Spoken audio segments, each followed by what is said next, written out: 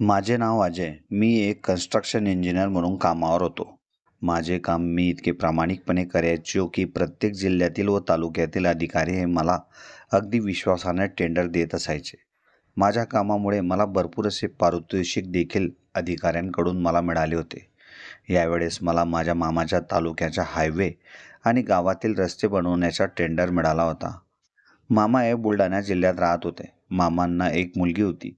तिने पण आपलं ग्रॅज्युएशन पूर्ण करून एम.कॉमसाठी तिने ॲडमिशन घेतली होती. तिचे नाव पूनम होते आणि आमच्या मामी अगदी मनमोकळ्या स्वभावाच्या असल्यामुळे त्या माझ्याशी फार मस्करी करूनच बोलायच्या. पण काही दिवसांपासून मामींना दम्याचा व बीपीचा त्रास झाल्यामुळे त्यांची नुकतीच एन्जिओग्राफी करून एन्जिओप्लास्टी सर्जरीही झाली होती. म्हणून मामी या बेडवरच पडून होत्या. जास्त काम त्यांना डॉक्टरांनी सांगितले नव्हते, कारण त्यांच्या हार्टवर 4 ब्लॉकेज असल्याकारणाने त्यांना श्वास घ्यायलाही त्रास होत असे. मी ऑलरेडी माझी माणसं त्या ठिकाणी पाठवलेली होती. आज संध्याकाळी मी माझ्या गावावरून बुलढाण्यासाठी निघणार होतो. आमच्या गावाहून डायरेक्ट संभाजीनगरसाठी बस होती. त्या ठिकाणाहून बुलढाणा हे 60 किलोमीटरच्या अंतरावर असल्यामुळे तेथून मी बसने त्या ठिकाणी जाणार होतो. माझे काम साधारणतः त्या ठिकाणी 6-7 महिन्याचे होते. मग सर्व सामान हातात घेऊन मी 5 वाजेच्या सुमारास बस स्टँडवर येऊन पोचलो. गाडी लागलेलीच होती आणि रात्रीला 9 वाजेच्या सुमारास मी बुलढाण्याच्या मामाच्या घरी येऊन पोचलो.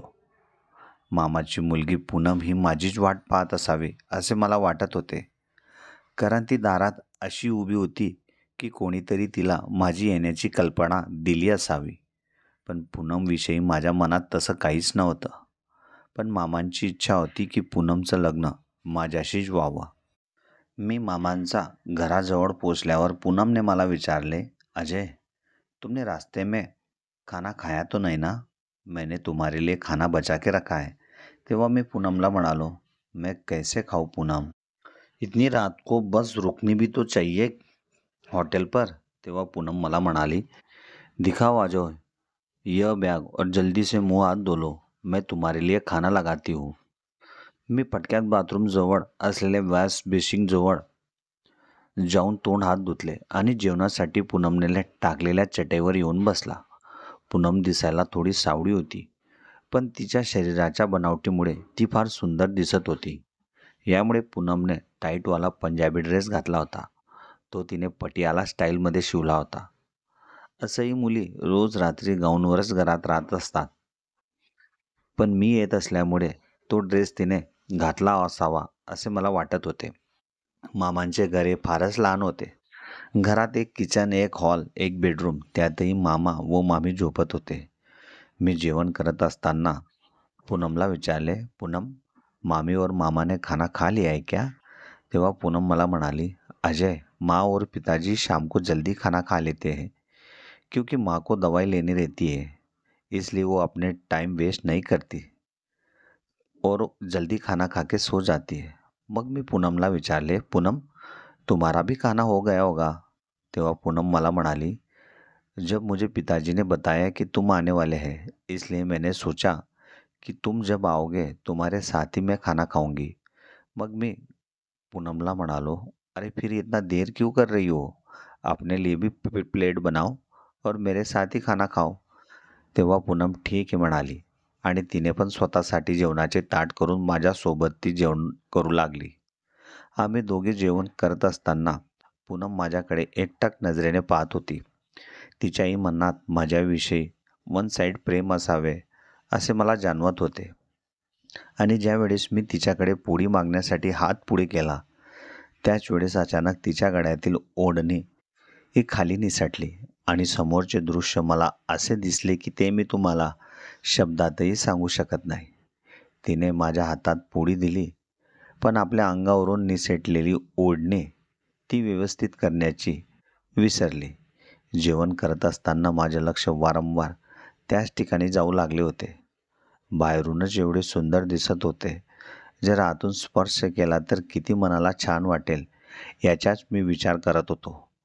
थोड्याच वेळाने आम्हा दोघांचेही जेवण झाले होते. त्यानंतर मी हात धुवून हॉलमध्येच असलेल्या खुर्चीवर येऊन बसला आणि हातात मोबाईल घेऊन मी माझ्या टेंडरविषयी माहिती पाहू लागलो.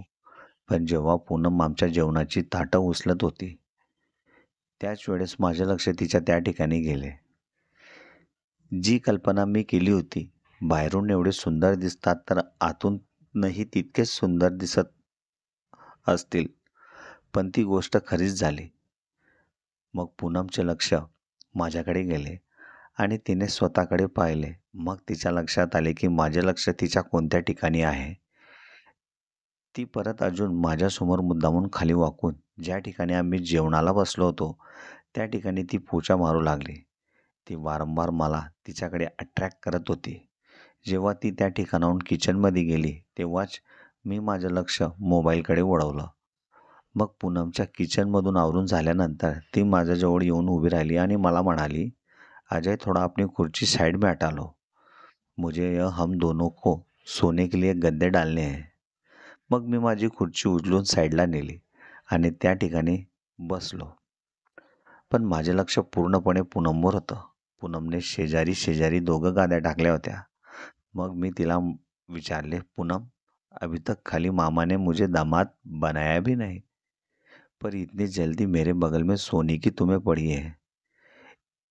इसमें से एक गद्दा दूर हटा लो, नहीं तो रात को कुछ हो गया ना, उसकी जिम्मेदार तुम खुद होगी, मैं नहीं." तेव्हा पूनमने लागणीच माझ्याकडे तोंड वाकडे करून पाहिले आणि एक गादी तिने दुसऱ्या गादीपासून लांब केली आणि त्या गादीवर ती मोबाईल फोन पाहत लोळली. गाडीच्या प्रवासामुळे मलाही झोप लागत होती, म्हणून मी पण दुसऱ्या गादीवर जाऊन झोपलो. पूनम अजूनही मोबाईल पाहत होती. मला थकवा आल्यामुळे मी लागलीच झोपलो. पण रात्रीच्या 1 वाजेच्या सुमारास कोणाच्या तरी हाताचा स्पर्श माझ्या चेहऱ्यावर झाला. तेव्हा मला वाटले की पूनमच मुद्दामून मला स्पर्श करत असावे. पण दुसऱ्यांदा जेव्हा मला तो स्पर्श माझ्या त्या ठिकाणी झाला, तेव्हा मला त्यावेळेस वेगळीच फिलिंग निर्माण झाली. मला झोप पण फार येत होती आणि पूनमवर संतापही येत होता. म्हणून मी माझी कूस बदलून पूनम ज्या दिशेला झोपली होती, त्या दिशेला वळवली. आता पूनमला रंगेहात पकडून मी फार रागवणार होतो.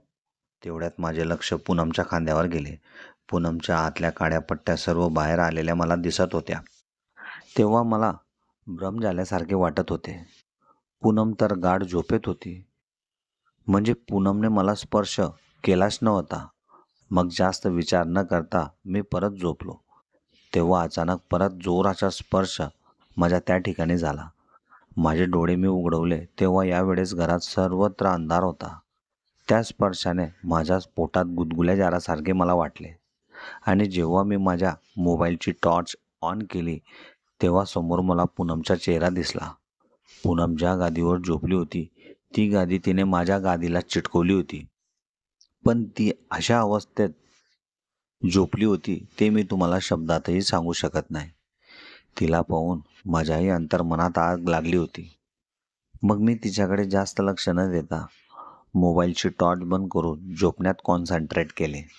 पण थोड्याच वेळात अंधारात पूनम आपले ओठ माझ्या ओठांवर टिकवले. माझ्या शरीरात काटेच आल्यासारखे झाले. हळूहळू पूनमने आता माझ्या पूर्ण शरीरावर ताबा घेतला होता. माझाही पहिलाच अनुभव असल्यामुळे मीही तिला भरभरून साथ देऊ लागलो होतो. पूनमच्या शरीराची बनावट अशी होती की तिला पाहिल्यावर कोणीही तिच्याकडे आकर्षित होणारच होते. आता रात्रीचे 3 वाजले होते आणि आम्ही दोघेही एकमेकांच्या मिठीत होतो. म्हणून माझ्या ओठांचा रस चाखण्यात ती व्यस्त होती आणि मी अंधारात पूनमच्या शेजारी मजा घेण्यात व्यस्त होतो. हळूहळू आम्ही दोघांनीही आमच्या अंगावरील कपडे बाजूला ठेवले आणि एकमेकांशी भरभरून प्रेम करू लागलो. काही वेळानंतर आम्ही दोघंही शांत झालो. पण पूनममुळे माझी पूर्ण रात्रभराची झोप उडाली होती. उद्या मला सकाळी साईडवर पण जायचे होते. त्यासाठी पूनममुळेच मला उशीर होणार होता. सकाळी मी थोडं उशिराच उठला, कारण शेजारी पाहिले तर पूनम त्या ठिकाणी नव्हती. मामी त्यांच्या कामासाठी किचनमध्ये होत्या आणि मामाही त्यांच्या काम पाहण्यासाठी बाहेर गेले होते. मग मी मामींकडून एक लोटा पाणी पिण्यासाठी मागितले आणि मी बाथरूमच्या दिशेने गाणे म्हणत जातच होतो. तेव्हाच पूनमने माझा हात पकडून बाथरूमचा आत मला ओढले, कारण यावेळेस ती त्या ठिकाणी अंघोळ करत होती आणि मला म्हणाली, "अजय, मैं तुम्हारे बिना एक पल भी दूर नहीं रह सकती. ऐसे मुझे अकेले मत छोड़ा करो." पण रात्रीच्या अंधारात जे दिसले नाही ते दिवसाच्या उजेडात मला असे दिसत होते की ते मी तुम्हाला शब्दातही सांगू शकत नव्हतो. 15 ते 20 मिनिटापर्यंत आम्ही दोघांनी बाथरूममध्येच भरभरून प्रेम करत होतो आणि त्याच वेळेस बाहेरून मामी या त्यांच्या रूममध्ये जात होत्या. त्याच वेळेस त्यांना बाथरूममधून पूनमचा आवाज कानी पडला. तेव्हा मामी स्वतःशीच म्हणू लागल्या, "यह लड़की अकेले में किससे बात कर रही होगी? नहाते समय मोबाईल भी बाथरूम में लेके जाती है क्या?" मामी त्याच ठिकाणी उभे राहून सर्व गोष्टी ऐकत होत्या आणि जेव्हा पूनम बाथरूमचा दार उघडला तेव्हा मामींनी आम्हा दोघांना अशा अवस्थेत पाहिले की ते मी तुम्हाला शब्दातही सांगू शकत नाही. अगोदरच मामी या बीपीच्या पेशंट होत्या. त्यांना अचानक चक्कर आली आणि त्या खाली पडल्या. आम्ही दोघंही भरपूर घाबरले होतो. मी व पूनमने मामींना उचलून बेडवर झोपवले व आम्ही मामांना फोन लावला. मग 10 मिनिटांनी मामाही घरी आले आणि घाई गडबडीत आम्ही मामींना दवाखान्यात आणले. डॉक्टरांनी चेक करण्याच्या अगोदरच मामींची हालचाल बंद झालेली होती. त्यानंतर जेव्हा डॉक्टर मामींजवळ आले तेव्हा त्यांनी मामांना सांगितले की पेशंटला तुम्ही घरी घेऊन जाऊ शकतात, कारण त्यांना या ठिकाणी ठेवून काहीही फायदा नाही. याचा अर्थ असा होता की मामी मामांना सोडून देवाघरी निघाल्या होत्या. हे सर्व माझ्यामुळे झालं असावे असं मला वाटत होते. पूनमलाही स्वतःची लाज वाटत होती. अगर मैं अजय को उस जगह नहीं बुलाती तो माँ हमें नहीं देखती और वो मुझे छोड़ के नहीं जाती. मामींच्या 12 दिवसाचा कार्यक्रम आटोपल्यानंतर पूनमने माझ्याशी बोलणेही बंद केले होते, कारण तिला असे वाटत होते या गोष्टी माझ्यामुळे झाल्या असाव्यात. मग मामांनी पूनमचे लग्न करण्याचे ठरवले. सर्वांच्या मनामध्ये अगोदरपासून मीच होतो, म्हणून त्यांनी मला विचारले, "अजय, मैं पूनम की शादी तुमसे करवाना चाहता हूँ. उसी सिलसिले में मैं तुमसे बात करना चाहता हूँ." काही दिवसात पूनमबद्दलही माझे आकर्षण खूप वाढले होते. ती पण एक शिक्षित मुलगी होती व घरकामातही व्यवस्थित होती आणि दिसायला तर सुंदर होतीच. मग मी मामांना माझ्याकडून एक सल्ला दिला, "मामा, मैं पूनम से तो शादी कर लूँगा, मगर तुम्हारे खाने पीने के घर में वांदे हो जाएंगे, क्योंकि मामी जाने के बाद आप अकेले हो जाओगे. फिर खाने पीने की तरफ आपका भी ध्यान नहीं रहेगा. इससे अच्छा पूनम की शादी के बाद तुम भी दूसरी शादी कर लो. ऐसी भी मामी की छोटी बहन का तलाक हो चुका है. आप एक बार उनके घर वालों से बात करके मामी की छोटी बहन से शादी कर लो. उनकी भी शादी हो जाएगी तो उनको भी एक परिवार और एक पति मिल जाएगा. ऐसे भी मायके में कितना दिन अकेली रह सकती है." तेव्हा मामाने पूनमला लग्नासाठी विचारले. तेव्हा पूनम माझ्याच तोंडावर मामांना म्हणाली, "पिताजी, मैं अजय के साथ शादी नहीं करूँगी. मेरा पहले फैसला था कि मैं शादी अजय से ही करूँगी, क्योंकि इसकी वजह से और मेरी गलती की वजह से मेरे सबसे करीब दोस्त, मेरी सहेली, मेरी माँ मैं गंवा चुकी हूँ. अगर मैं इसके साथ रही तो पूरा साल भर यह मुझे ताने देता रहेगा और मैं इन्हें ताने देती रहूँगी. फिर हम दोनों में अनबन होती रहेगी. इससे अच्छा है मैं दूसरे ही शादी करके खुश रहूँगी." तेव्हा मी पूनमला म्हणालो, "देखो पूनम, मेरी कोई ज़बरदस्ती तुम्हारे साथ नहीं है. तुम मुझे चाहती थी इसलिए मैंने शादी के लिए हाँ भरी. मगर तुम्हारी खुशी अगर दूसरे के साथ शादी करने में है तो उससे खुशी की बात मेरे लिए और कोई नहीं. तुम जहाँ खुश रहना चाहती हो वहाँ खुश रह सकती हो. आखिर जिंदगी का फैसला लेने का पूरा हक तुम्हें भी है." इकडे मामाने 2 आठवड्यानंतर पूनमचं लग्न एका नोकरीदार मुलाशी लावले. तो मुलगा पुण्यात एका गव्हर्नमेंट कंपनीत जॉबवर होता. त्याला पगारही छान होता. त्यामुळे मामांचं पूनमविषयीचं टेन्शन संपलं होतं. पूनमचं लग्न झाल्यानंतर घरात फक्त मी आणि मामाच उरले होते. पूनम गेल्यामुळे माझं लक्षही कामात जास्त लागत नव्हतं. कारण की ती घरात असली की वारंवार तिच्याचकडे माझं लक्ष आकर्षित होत असायचं. 15 दिवसानंतर मी मामांना सांगितले, "मामा, आप एक बार हिम्मत करके तो देखो, उनसे बात तो करो. अगर वह नहीं भी मानते हैं, तो हम थोड़ी ना उनसे ज़बरदस्ती शादी के लिए हाँ कह रहे हैं." मग मामा मला म्हणाले, "उसकी उम्र भी तो बहुत कम है, 24-25 साल की होंगी अंजलि और मैं 50 साल का बूढ़ा। अरे मामा, शादी की उम्र नहीं देखी जाती। अगर उनको ज़रूरत होगी तो वो हाँ करेंगे, नहीं तो ना कर देंगे. फिर हम अपने घर आ जाएंगे." तेव्हा मामाने माझ्या शब्दाचा मान ठेवून हो म्हटले आणि आजच संध्याकाळी आम्ही मामींच्या घरी तिच्या लहान बहिणीला लग्नाची मागणी घालायला जाणार होतो. मी व मामा बसने मामीच्या घरी संध्याकाळी 7 वाजता येऊन पोहोचलो. मामाचे सासू सासरे घरासमोरील मोकळ्या जागेत खुर्ची टाकून बसले होते. मामांच्या सासू सासऱ्यांना 4 मुली होत्या. 2 नंबरची मुलगी माझ्या मामांना दिली होती आणि बाकी दोघंही मुली ह्या सुरतला होत्या. त्या दोघांना मी मामींच्या अंत्ययात्रेत पाहिले होते. पण मामांची लहान बहीण दिसायला कशी आहे या बाबतीत मला कल्पना कमी होती. कारण या अगोदर मी त्यांना कधीच पाहिले नव्हते. मामांनी त्यांच्या सासू सासऱ्यांचा आशीर्वाद घेतला आणि त्यांना बसण्यासाठी खुर्ची दिली. मग मी त्यांच्या शेजारी खुर्ची टाकून त्या ठिकाणी बसलो. मामा त्यांच्या सासू सासऱ्यांना त्यांच्या तब्येतीविषयी विचारपूस करू लागले आणि म्हणाले, "मामाजी, आपकी तबीयत कैसी है? अभी घुटने का दर्द कम हुआ ना?" तेव्हा मामाचे सासरे त्यांना म्हणाले, "दामाद जी, दर्द तो कम हुआ है, मगर मेरी लड़की जाने का गम अभी भी मेरे दिल पर चुभ रहा है। ऐसी कौन सी बीमारी मेरी लड़की को हो गई थी, वह इतनी जल्दी हमें छोड़कर चली गई और छोटी लड़की हमारे साथ ही रहती है। उसका भी नसीब बहुत खराब निकला। उसका पति अगर तुम्हारे जैसा होता तो वह भी खुशी खुशी अपने ससुराल में इस वक्त रहती, मगर क्या करे, सब अपने अपने कर्मों के फल भोगने पड़ते हैं." तेव्हा मामा त्यांना सांगू लागले, "मामाजी, मेरे दिल में एक बात है, अगर आपको अच्छी लगती है तो हाँ बताना, नहीं तो कोई दिल पर लगाने की ज़रूरत नहीं है। मैं भी पूनम की शादी करवा दी, वह भी अपने ससुराल में खुश है, मगर मेरी ख्वाहिश थी कि मेरी बची हुई ज़िंदगी भी कोई देखने वाला होना चाहिए। मैं भी उसके साथ अपने खुशी के 2 पल बाँट सकूँ." उसके बाद मामा के ससुर जी कहने लगे, "इसका मतलब तुम भी शादी करना चाहते हो? देखो बेटा, अब बची हुई ज़िंदगी तुम्हारी है। तुम्हें क्या करना चाहिए, क्या नहीं, उसका फैसला तुम खुद ले सकते हो। मुझे किस लिए पूछ रहे हो? अगर मेरी लड़की रहती तो दूसरी शादी के लिए मैं तो मना कर ही देता, मगर तुम्हारी भी बात सही है। घर में अकेलापन तुम्हें खाने के लिए दौड़ेगा, फिर तुम्हारा दिमाग कुछ और ही सोचेगा, फिर कुछ उल्टा ही होगा। इससे अच्छा तुम शादी कर लो."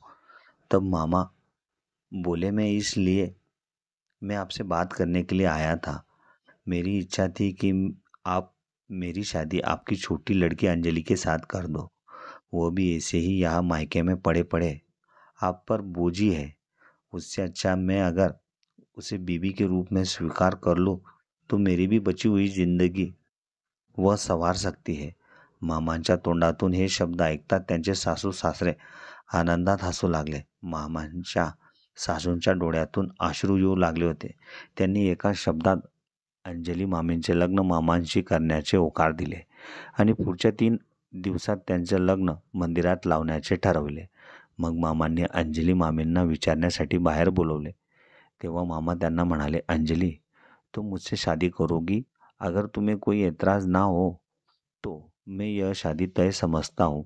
अगर तुम्हारे दिल में और भी कुछ है तो मुझे साफ साफ बता दो, मैं उस पर भी सॉल्यूशन पक्का निकाल लूँगा." उसे पर अंजलि मामी बोली, "मुझे इस शादी से कोई एतराज़ नहीं है। खुशी खुशी मैं आपसे शादी करना चाहती हूँ." दोघं परिवारातील सर्वजण गोळा होऊन महादेवच्या मंदिरात 2 आठवड्यानंतर जमा झाले. त्या ठिकाणी मामा व अंजली मामीचे साध्या पद्धतीने लग्न झाले. पूनमचेही या लग्नाला हजेरी दिली होती. ती तिच्या नवऱ्यासोबत आली होती. ती अजूनही माझ्यावर रागावली होती, पण शेवटी इच्छा तिचीच होती. त्यात माझी काही चूक नव्हती, असं माझं मत होतं. सर्व पाहुणे आपापल्या घरी संध्याकाळी निघाले. पूनमही तिच्या वडिलांसोबत न थांबता ती पण परत आपल्या सासरी नवऱ्यासोबत निघाली होती. अजून माझ्या टेंडरचे 4 महिन्याचे काम बाकी होते. म्हणून एकाच गाडीत मी, मामा, अंजली मामी घरासाठी रवाना झालो. घरी आल्यानंतर मीच अगोदर मामा व मामींचे स्वागत केले. आता संध्याकाळचे 7 वाजले होते. मी बाहेरूनच जेवणाची अरेंजमेंट अगोदरच करून ठेवली होती. मग 8 वाजेच्या सुमारास आम्ही तिघांनी पोट भरून जेवण केले. तिकडे मामी व मामा झोपण्यासाठी त्यांच्या रूममध्ये गेले आणि इकडे मी मोबाईल पाहून पुढच्याच हॉलमध्ये गादी टाकून झोपलो. रात्रीच्या सुमारास माझ्या कानी अचानक कुजबुज करण्याचा आवाज येऊ लागला. कारण काही दिवसांपूर्वी पूनमच्या माझ्या शेजारी झोपायची आणि तीच माझ्यासोबत खोडा करायची. म्हणून मला तिचा भास झाला असं वाटत होते. पण मी माझ्या जागेवर उठून बसल्यावरही तो आवाज जास्त येत होता. मग नंतर माझ्या डोक्याला करंट लागलं की मामांचं तर आजच लग्न झालेलं आहे. असा आवाज येणं तो स्वाभाविकच होता. म्हणून जास्त लक्ष देऊ नको असं मी स्वतःला सांगून डोक्यावर उशी घेऊन झोपलो. सकाळी जेव्हा मी उठलो तेव्हा मामा हे आपल्या कामावर निघाले होते आणि मामी या आंघोळ करून किचनमध्ये स्वतःसाठी व माझ्यासाठी नाश्ता बनवत होत्या. अंजली मामी या पहिल्या मामींपेक्षाही फार सुंदर होत्या. तेव्हा मी त्यांच्याजवळ जाऊन त्यांना म्हणालो, मामी आज काफ़ी फ्रेश लग रही हो आप, और यह साड़ी भी आप पर काफ़ी जच रही है. कितनी सुंदर दिख रही हो आप इस साड़ी में. ऐसे लग रहा है कि कोई ताजमहल मेरे सामने खड़ा है. तब अंजलि मामी मुझसे बोली, इतनी तारीफ मत करो अजय मेरी, नहीं तो फिर मेरा भी दिल तुम्हारे पर आ जाएगा. फिर हम दोनों हंसने लगे. उसके बाद फिर मैंने एक चुटकुला मामी को बताते हुए कहा, देखो मामी, जो बात मैंने सही बोली है वह सही है.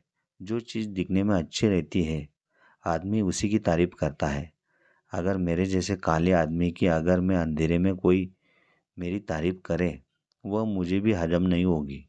इसलिए आप काला टीका लगाकर घुमा करो मामी घर में, नहीं तो मेरी भी नज़र आपको ना लग जाए.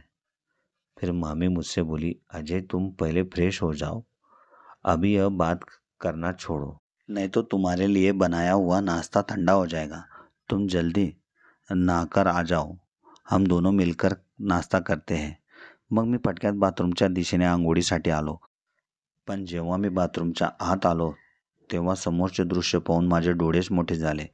कारण या अगोदर पूनमही या घरात होती आणि मोठ्या मामीही या घरात होत्या. तोपर्यंत ही वस्तू मी बाथरूममध्ये कधीच पाहिली नव्हती.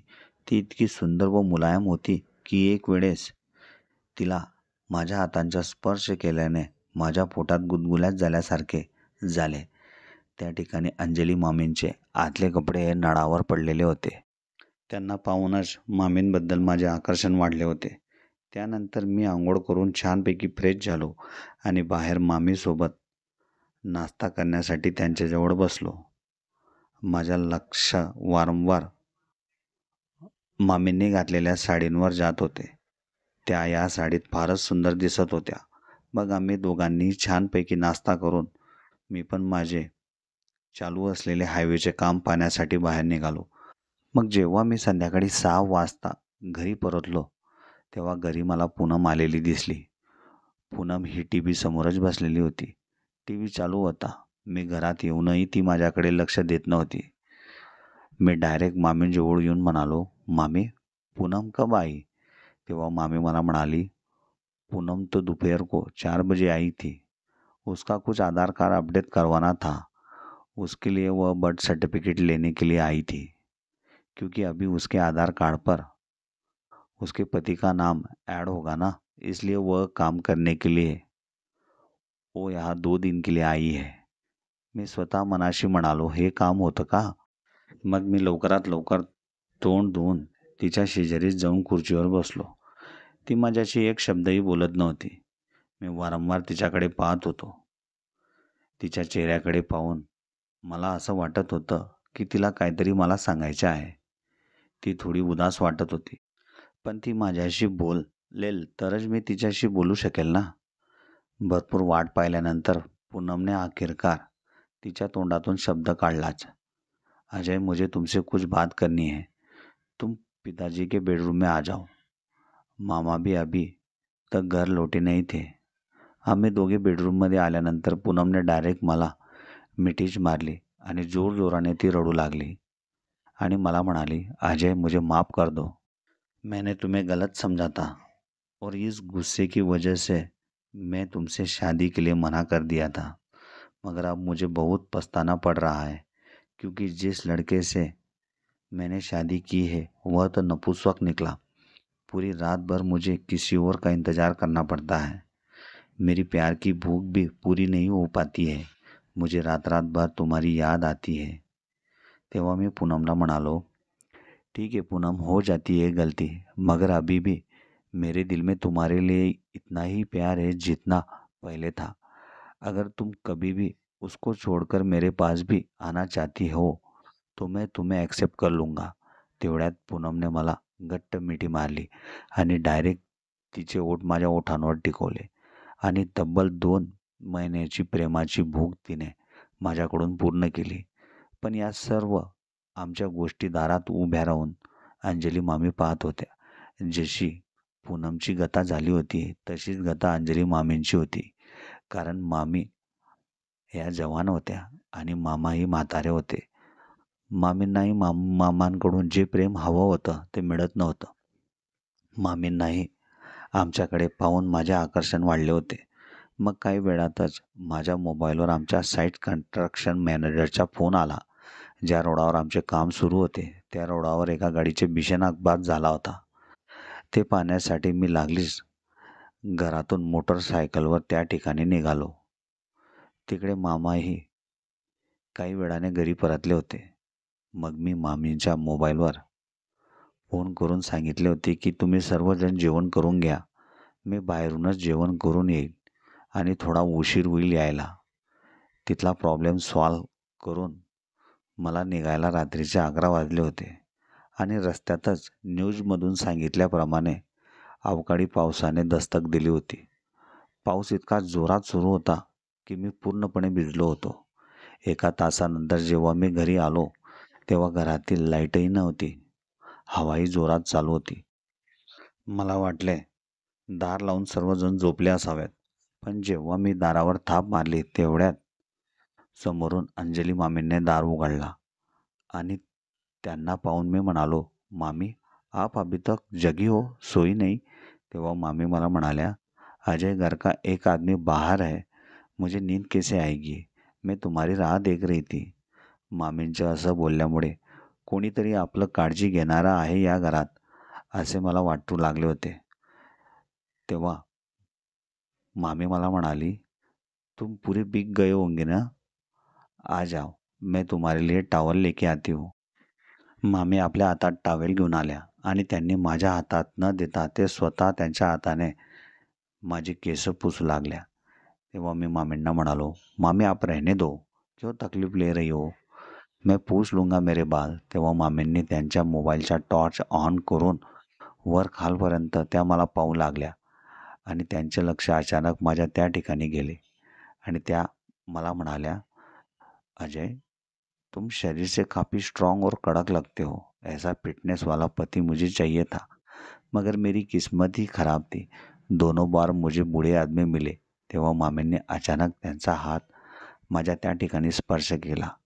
त्यामुळे माझ्या अंतर्मनात एक वेगळीच आग निर्माण झाली. मामींनी त्यांच्या दोघा हातात माझा चेहरा पकडला. तेव्हा मी मामींना म्हणालो, मैं कोई भी देख सकता है मामी, या फिर उसके बाद सब गड़बड़ हो जाएगा, आप सो जाओ. तब मामी मुझे बोली, मैंने दोनों पिताजी और बेटी को खाने में नींद की दवाई दे दी है. वह गहरी नींद में है. हम क्या कर रहे हैं वह खाली हम दोनों ही देख सकते हैं और हम दोनों को ही पता होगा. मी ओल्या अवस्थेतच मामी ज्या ठिकाणी मला नेत होत्या त्या ठिकाणी मी त्यांच्या मागे चालत होतो. मामी मला डायरेक्ट किचनमध्ये घेऊन आली आणि माझे ओले झालेले कपडे त्यांनी साईडला केले. त्या एकटक नजरेने माझ्याचकडे पाहत होत्या. मग मामींनी मला घट्ट मिठीत घेतले. मीही मामींना साथ देऊ लागलो. कारण मलाही संधी पूनम गेल्यानंतर मिळणार नव्हती. मग हळूहळू आम्ही एकमेकांच्या ओठांवर ओठ टिकवले. तब्बल अर्ध्या तासापर्यंत आम्ही एकमेकांच्या ओठांचा रस चाखला. त्यानंतर मामींनी आपल्या अंगावरील कपडे बाजूला ठेवून समोरचे त्यांचं असं दृश्य मला दाखवले की ते मी तुम्हाला शब्दातही सांगू शकत नाही. मग आम्ही किचनमध्येच एकमेकांशी भरभरून प्रेम केले. 2 दिवसानंतर पूनम ही तिच्या सासरी निघाली होती. इकडे रोज रात्री मी व मामी सोबत भरभरून प्रेम करू लागलो होतो. कारण मामी या मामांना जीवनात झोपेच्या गोळ्या दररोज देऊ लागल्या होत्या आणि त्या माझ्याकडून रोज प्रेमाची अपेक्षा ठेवू लागल्या होत्या. 6 महिन्यापर्यंत सोबतच भरभरून प्रेम करून माझ्यामुळे त्यांना एक बाळही झाले होते आणि याची कल्पना मामांनाही झाली नव्हती. मामांच्या पाठीमागे आम्ही दोघांनी भरभरून मजा केली होती.